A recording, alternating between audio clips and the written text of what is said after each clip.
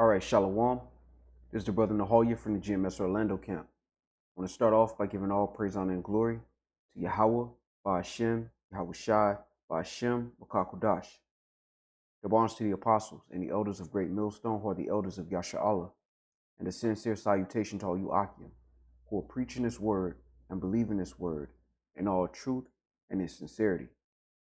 All right, now I want to go into a lesson based on this recent news of this assassination of, let me get his name, Mohsen Farizadeh Mahavadi.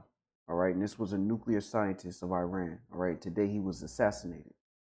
Okay, now I want to say a week ago, maybe a little less, I went into a lesson on this article, which read, Trump has 2 months left to attack Iran, and here's why he might. All right, and through the spirit, I may put the previous video in the description if you want to go take a look at it. All right, but that was a few days back, maybe even last week. But today, all right, through the spirit and power of Yahweh Shema Shah, the Lord is moving more pieces on the board. All right, and as this assassination happened, all right, Iran has promised to retaliate.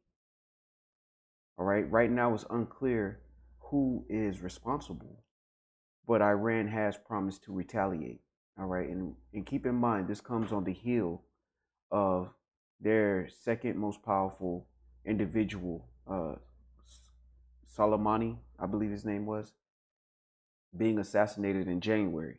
So they started the new year off with one of their generals being assassinated, and now they're beginning to end that same year with another assassination. All right, so the Lord is creating these provocations to bring about this judgment. All right, so I'm going to start off with Revelations 11 and 14. All right, and it reads, the second woe is past, and behold, the third woe cometh quickly. All right, while I'm here, I'm going to go ahead and jump to Revelation 17. I'm going to jump down to verse 17.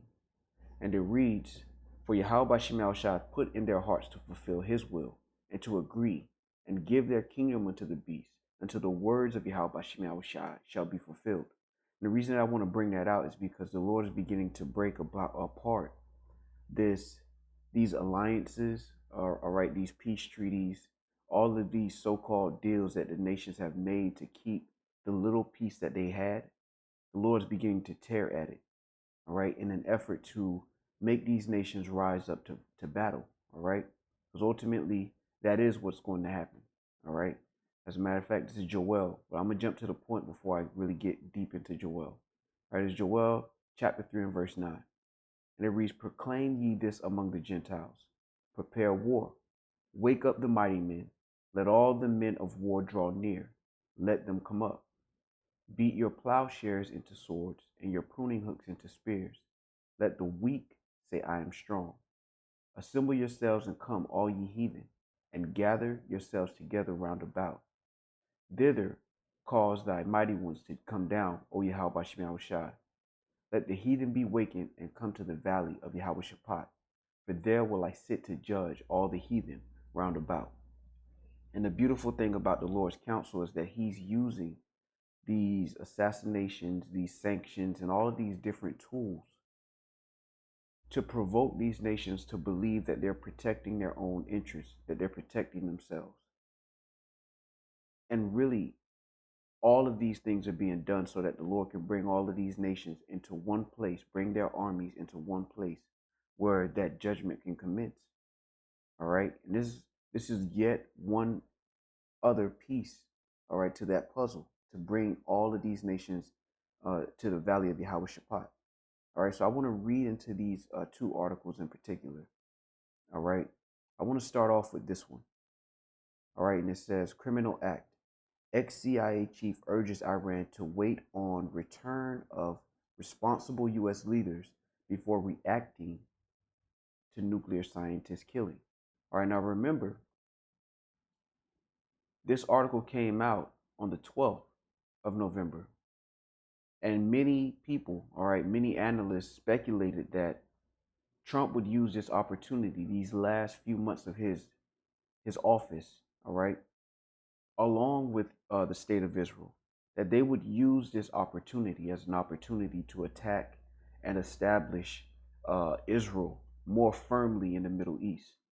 And the only way that they can do that is by weakening Iran, all right? And that's why he is urging Iran to wait for retaliation. But this may be one provocation too many, all right? So let's get into this article.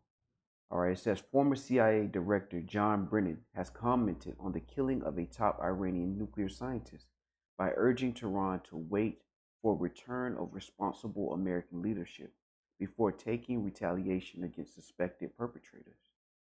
Amid speculation about the involvement of both Israel and the U.S. in the alleged assassination of Iranian nuclear scientist Mohsen Farizadeh, Brennan dubbed the death a criminal act and highly reckless. It risks lethal retaliation and a new round of regional conflict, he said of the Friday attack, which reportedly included unknown assailants attacking Farizad and his security forces. All right, and through the spirit of Prophet Bashim Shah, we understand that the ones who stand to gain the most from assassination attempts of nuclear scientists and things similar to this is the U.S. and the state of Israel, which is why Iran is promising a retaliation, because they gave a soft retaliation. If you want to go back to January, and now as we enter into December, all right, late November, early December, this is yet another provocation, all right. And as Iran went light on the last provocation, all right, they're probably in the mindset of going heavy on this one, all right. Now this is an ex-CIA director, all right, who realizes that, there's one too many provocations, all right. There's one too many stepping on the toes of Iran, all right. The brother in Orlando, all right, the brother in our camp, Azaria, as well as the elder in Dallas, always bring up the fact that Babylon the Great has been a bully, all right. And now, all right, these nations are beginning to get more and more fed up. Okay. As a matter of fact, since I'm in Revelation 17, I'm gonna jump up. All right, this is Revelation 17, and I'll start at 15. And he said unto me, the waters which thou sawest, where the horse sitteth, are peoples and multitudes and nations and tongues. And the 10 horns which thou sawest upon the beast, these shall hate the whore, and shall make her desolate and naked, and shall eat her flesh, and burn her with fire. All right, now when you go into those 10 horns are her allies. All right, and if her allies are going to hate her and make her desolate, how much more so her adversaries? All right, and this is the time that we're coming into.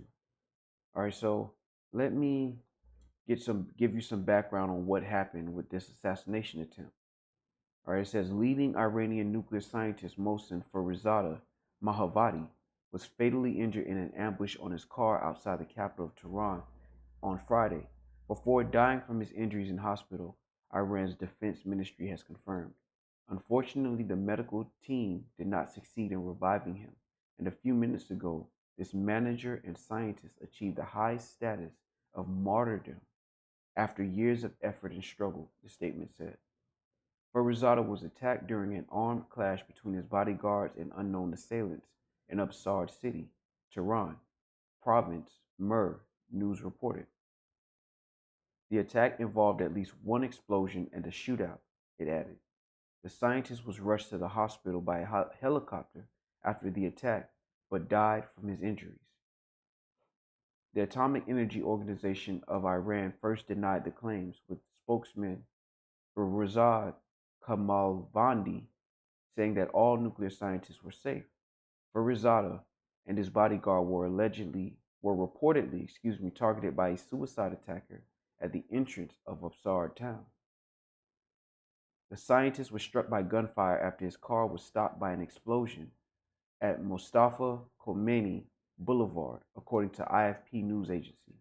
Several other people were also reportedly killed in the incident, it added, but that has not been officially confirmed. Images released to the press showed the exploded wreckage of one vehicle and a second bullet-marked car in which the scientist was traveling. All right, and this is Esau's MO, okay? All right, as a matter of fact, let's get this. All right, this is Genesis 27, and I'm going to jump down to 39.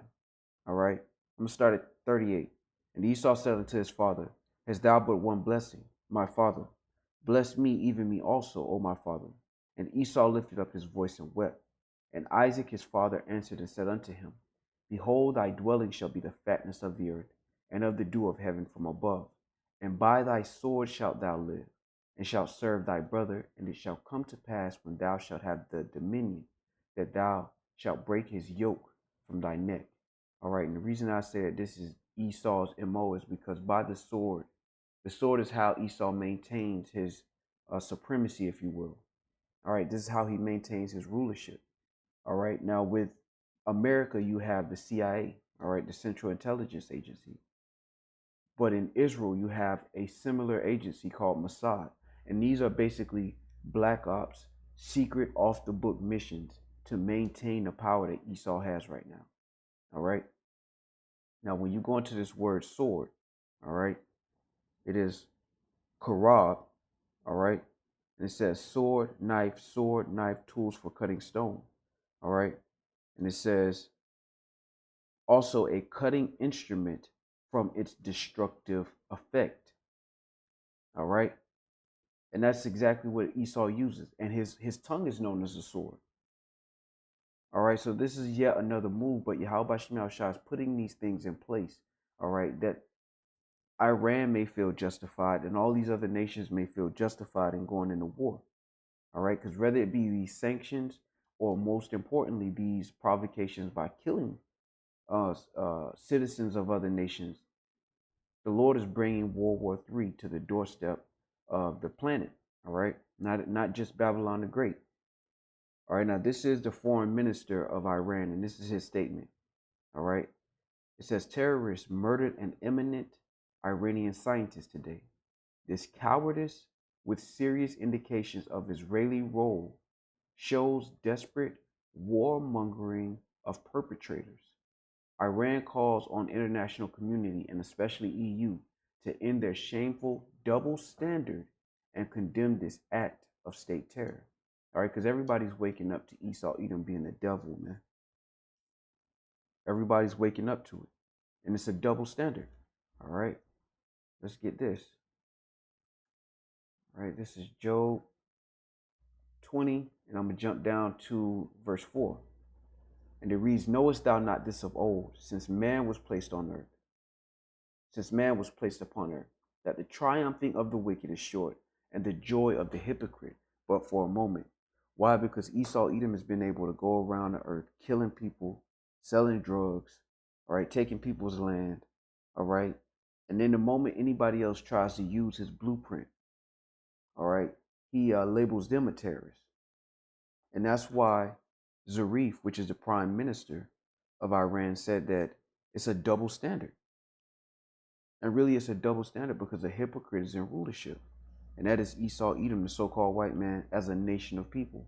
All right. Most notably, the Edomites of America, which is Babylon the Great.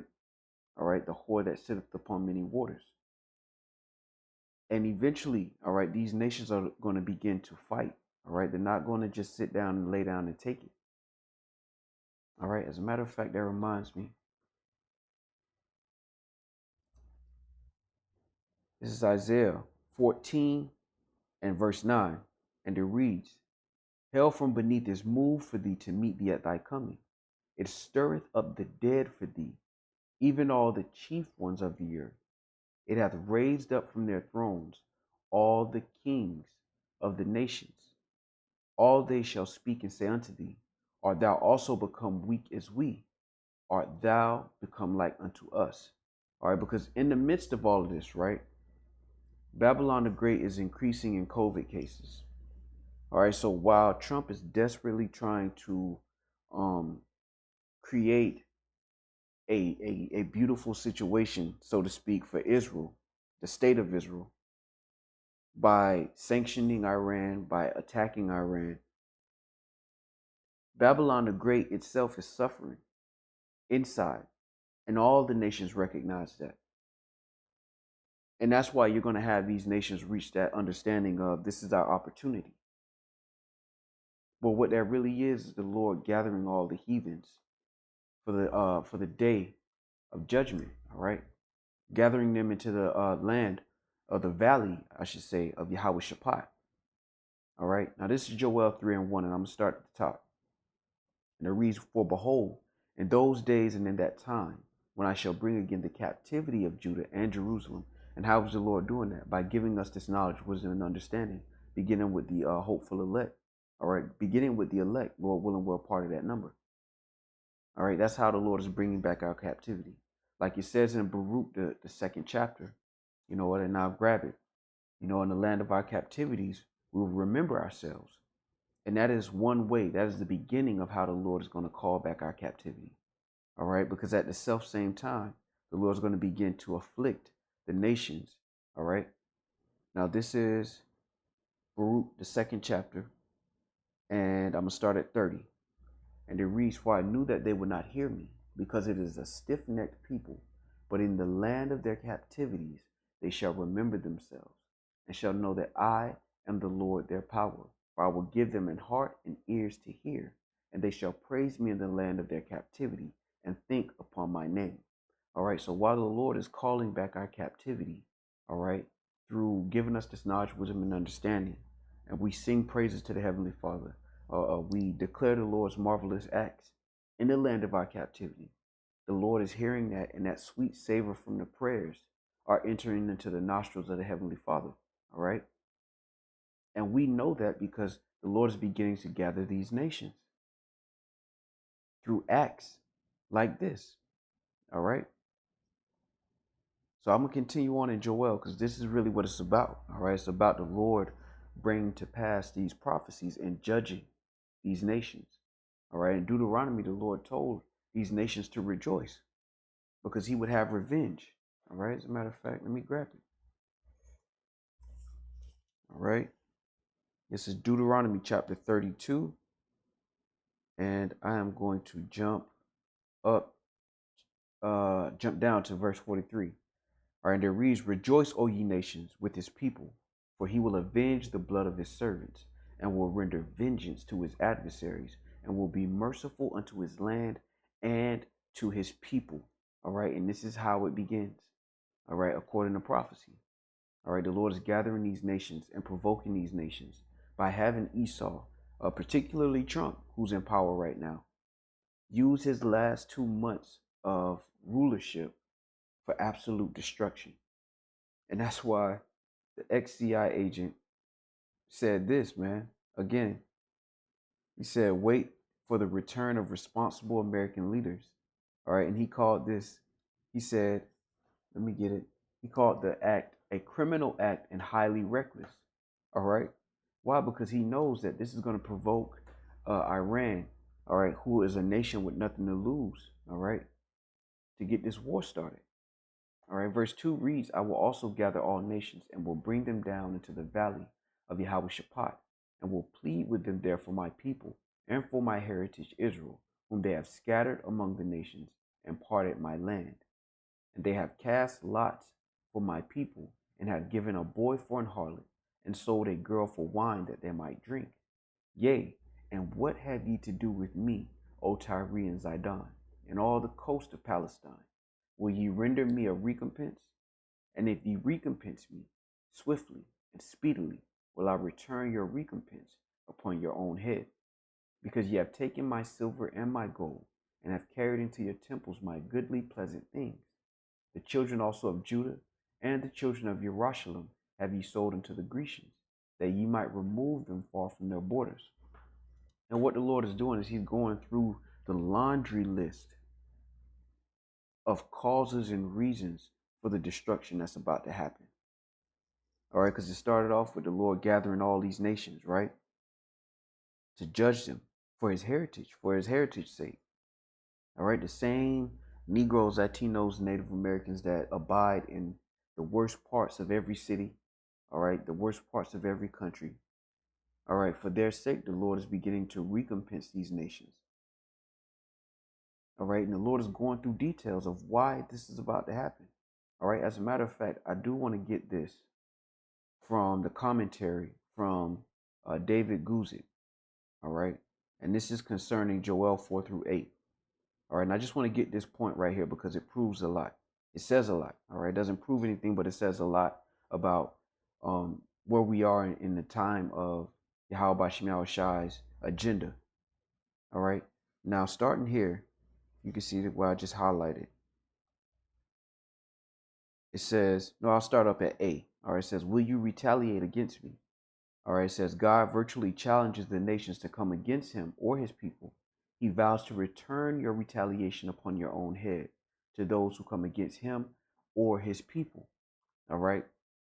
And that's why brothers through the Spirit always reiterate that this is the Lord's revenge. All right. These nations aren't going to war because of sanctions, although that's what they believe they're going to war for. They're not going to war because a scientist was assassinated or because a general was assassinated.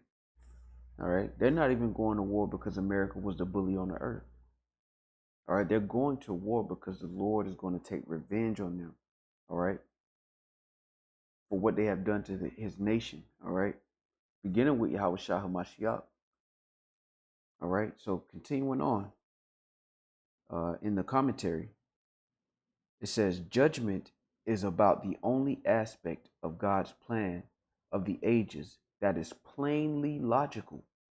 The grace and mercy of Yahweh Shema Shai is not plainly logical. Yeah, because we can never really understand how the Lord can have this much mercy on us as individuals and the world, all right, by allowing them to continue in this folly for so long in hopes that they will repent, even though they won't. All right. Salvation by grace through faith is not plainly logical. The high standing and destiny of the believer in Yahweh Shai is not plainly logical. Judgment, Yahweh Shema Shai simply giving those who reject him what they deserve, is plainly logical. All right. But as the scriptures say, and I'm going to grab that. All right. This is Proverbs 28. And I'm going to start at verse 5. It says, evil men understand not judgment, but they that seek Yahweh Shema Shai understand all things. And that's how we understand through the spirit and power of Yahweh Shema Shai that Ww3, all right, and all the judgments that the Lord is about to do are plainly logical. It makes sense. And that's why the Lord said, ye are my witnesses, because it makes sense. We understand why the Lord is going to bring such a severe judgment to the planet. And it's not because of sanctions. It's not because Iran has been attacked one too many times. Ultimately, it's because they have risen up against the Lord's people. All right. Continuing on, and this is beautiful. All right, through the spirit and power of Yahweh Shema Shai, this is beautiful. Because the Lord said, look, you sold my sons, my children to the Grecians, which is the Edomites. All right. But now here goes the big payback. All right. Verse 7 reads, behold, I will raise them out of the place whither ye have sold them, and will return your recompense upon your own head. And I will sell your sons and your daughters into the hand of the children of Judah, and they shall sell them to the Sabians, to a people far off, for the Lord hath spoken it. All right. And now we get back into the meat of things. All right. That applies to this lesson. Joel 3:9. Proclaim ye this among the Gentiles. Prepare war. Wake up the mighty men. Let all the men of war draw near. Let them come up. Beat your plowshares into swords and your pruning hooks into spears. Let the weak say, I am strong. Assemble yourselves and come, all ye heathen, and gather yourselves together round about. Thither cause thy mighty ones to come down, O Yahweh Shema Shai. Let the heathen be wakened, and come up to the valley of Yahweh Shaphat, for there will I sit to judge all the heathen round about. Put ye in the sickle, for the harvest is ripe.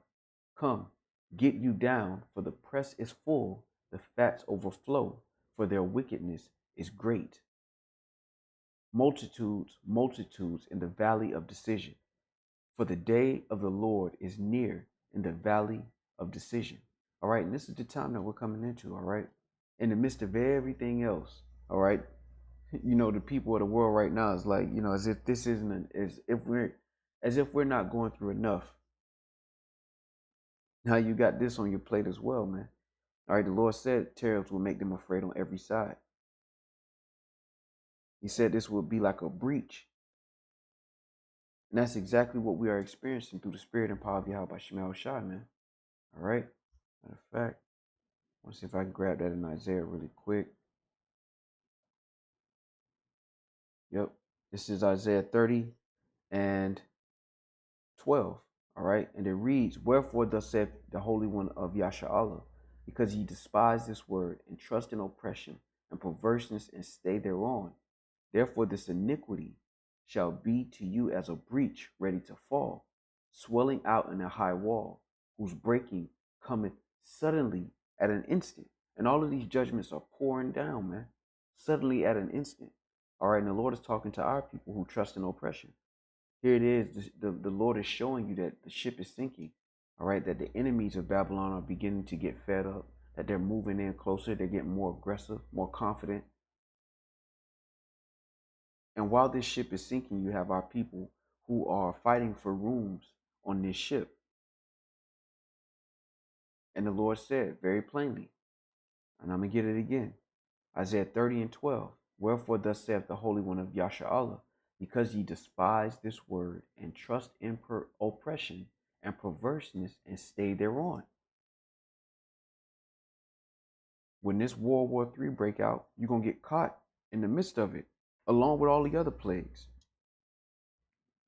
All right. Now they haven't figured out who did this assassination exactly yet, but Iran is already starting to point the finger at the state of Israel, all right, as well as the United States.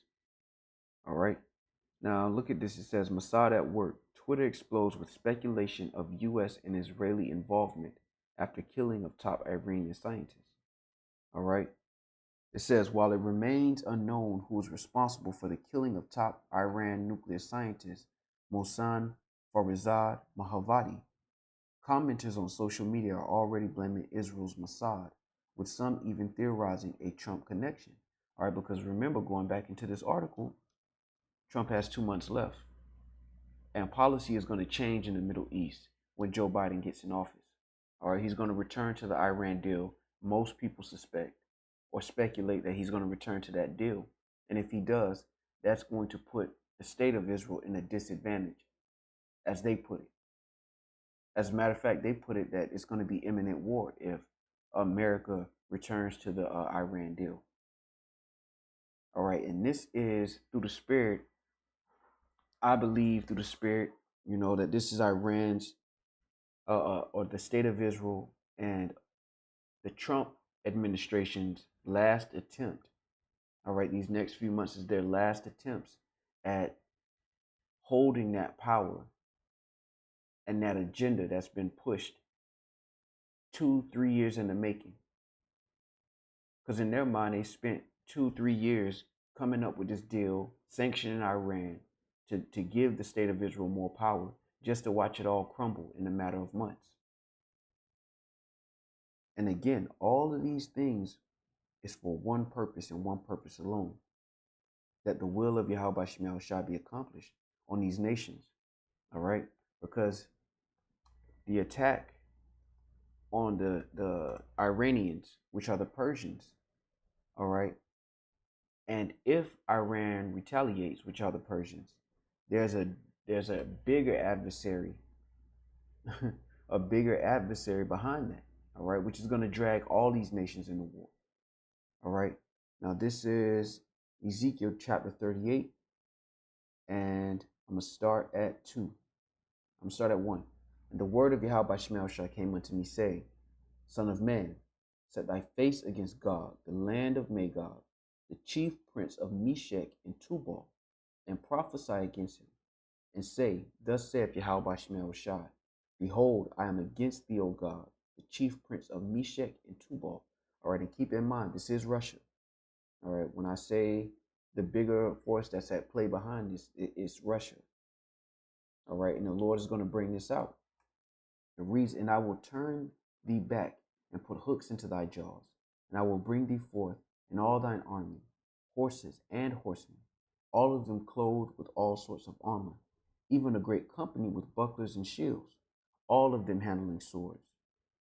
Persia, all right, which is the Iranians, Ethiopia, and Libya with them, all of them with shield and helmet. Gomar and all of his bands, the house of Togarmah of the north quarters and all his bands, and many people with thee. Be thou prepared, and prepare for thyself, thou and all thy company that are assembled unto thee, and be thou a guard unto them. All right, so in the shadows, you have Russia who's watching all of these activities. All right. And if Iran decides to retaliate in a way that, if Iran attacks to the point of no return, Russia will get involved. And if Russia gets involved, all the other nations, all the major players are going to get involved. And that is going to usher in. All right, and I'm going to get it. Revelations 11 and 14. The second woe is past, and behold, the third woe cometh quickly. All right, so I just want to go through this through the spirit and power of Yahweh Shemel Shah, because while this may seem very small, it plays an important role in the grand scheme of Yahweh Shemel Shah, man. The grand plan and the grand design of Yahweh Shemel Shah to bring about World War III. All right, because keep in mind, again, in January, all right, this past January, their second most powerful general, all right, the second most powerful man in Iran was assassinated. And they retaliated, but it wasn't with equal force. They literally attacked and retaliated just to show or have a display of force. They didn't kill anybody significant. This is another provocation. And it's a slap in the face to the Iranians who did that small retaliation that really didn't kill people, that really didn't do a lot of damage. It's a slap in the face. It's a spit in the face. It's saying that the little mercy you did show is not respected. All right, and in turn, through the spirit and power of Yahweh Shemel Shai, this is provoking, all right, the Persians more and more. All right, so time will tell how this whole situation begins to unfold. All right, but for now, I want to give all praise, honor, and glory to Yahweh, Ba'ashem, Yahweh Shai, Ba'ashem, Rakakodash.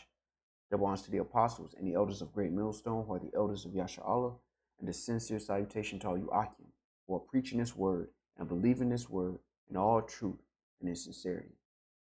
Shalom.